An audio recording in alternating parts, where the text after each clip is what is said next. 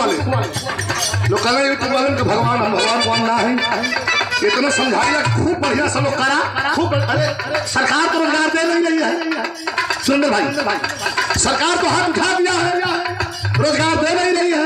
ये हमारे बच्चे हमारे भाई हमारे जो हैं बेरोजगार हैं, हमारे माध्यम से अगर कोई 10-20-25-50 महीने कमाता है तो हमें क्या तकलीफ है।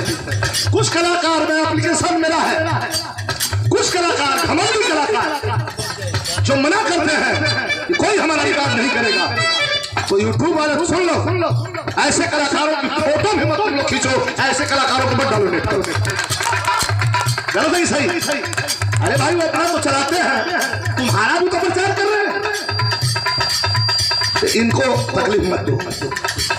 और कितना भी के बड़ा करोइया सुल्तान की तलवार उठती नहीं, रोज रोज उठाता नहीं, आज जिस दिन उठा लेगा तो उस दिन बिना काटे मानता है। यही सच्चाई है। छोड़ दिया तो जाओ, माफ कर दिया, हमें मूड बना लिया। अरे भैया तो हमें तुम्हारे साड़ बोला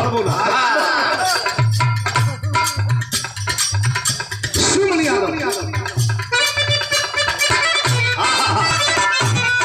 अरे जिंदगी मेरी थी लेकिन अब तो